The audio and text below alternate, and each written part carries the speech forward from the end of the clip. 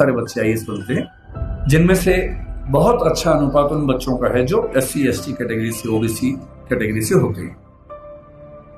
मैंने एक चीज देखी है, आपसे विशेष रूप से निवेदन कर रहा हूं। बहुत सारे ऐसे बच्चे होते हैं जो समाज के पिछड़े समुदाय से आते हैं और उनको इस बात की बड़ी शर्मिंदगी होती है कि मैं पिछड़े समुदाय से हूं।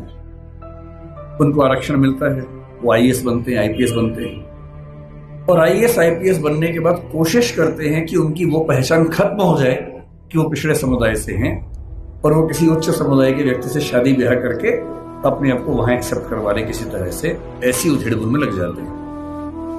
मैं आपसे एक बात का निवेदन करना चाह रहा हूं, जिस समाज से आप हैं उस समाज को लेकर शर्मिंदा कभी नहीं होंगे,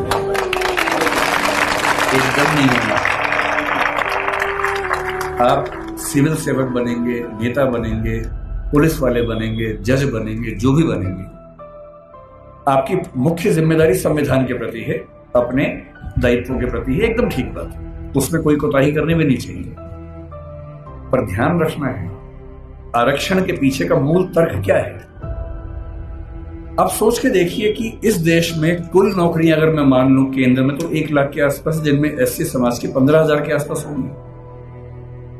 SC समाज की कुल आबादी अगर हम देखें, इस समय 16% से ऊपर आबादी है।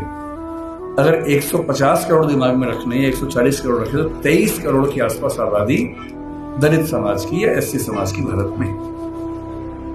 23 करोड़ में से अगर 15,000 लोग नौकरी पा लेंगे, क्या इससे दलित समाज की आर्थिक स्थिति बेहतर हो जाएगी? नहीं होगी, वो तो 15,000 की होगी। तो आरक्षण क्यों दिया जाता है? आरक्षण का उद्देश्य ये नहीं है कि लोग अमीर हो जाए, वो तो 15,000 होंगे।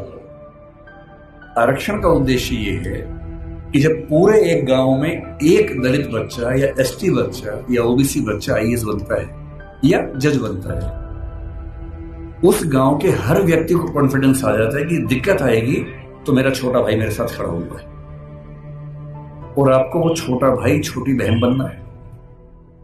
जिस दिन आप सफल हो जीवन में, आपके समाज ने बहुत आहुति दी है आपकी सफलता में, और आप जिंदगी भर भी उनकी मदद करेंगे तो अपना उधार चुका नहीं पाएंगे। कोई ऐसा काम नहीं करना जो गैर कानूनी हो, जो असंवैधानिक हो, ऐसा नहीं करना है। अपनी नौकरी की हदों में रहना है, अपने नियमों का पालन करना है। लेकिन जैसे आप आईएएस बनेंगे, आपके परिवार में कोई संकट में होगा, उसकी हेल्प करेंगे। ठीक वैसे आपके समाज में कोई संकट में है, पुलिस यदि उसके साथ बदतमीजी कर रही है, गैर कानूनी कृत्य कर रही है, तो उस पुलिस को आप फोन करेंगे तो उसके साथ कुछ गलत नहीं होगा, ये आप पक्का कर सकते हैं। अंबेडकर साहब से सीखना चाहिए कि मैं जिस पृष्ठभूमि से हूं उस पर शर्माना नहीं है। अगर वो पीछे की स्थिति है तो उससे लड़ना है, और अपने साथ साथ अपने पूरे समाज को मुख्य धारा में लाने के लिए टेढ़ी चोटी का जोर लगाना है। ये सीखना है। तो पहली बात सीखनी है पढ़ाई, दूसरी बात सीखनी है अपने समाज का साथ देना। पीछे कोई भी हट सकता है। जाति को लेकर कबीरदास ने बड़ी गहरी बात कही थी कि व्यक्ति की पहचान उसकी योग्यता से होनी चाहिए, मेहनत से होनी चाहिए। जाति में क्या रखा हुआ है? उन्होंने कहा, जाति न पूछो साधु की, पूछ लीजिए ज्ञान। ज्ञान पूछो, मोल करो तलवार का, पड़ी रहन दो म्यान। म्यान में क्या रखा है? तलवार की कीमत है। और यदि हम कहते हैं कि पिछड़े समाज के लोग पढ़ने में पीछे हैं, तो ऐसा क्या था कि एक बच्चे को मौका मिला और वो पूरी संविधान सभा में सबसे ज्यादा पढ़ा लिखा व्यक्ति बन गया? इसका मतलब है कि अवसर मिले, जुनून हो, तो व्यक्ति कुछ भी कर सकता है।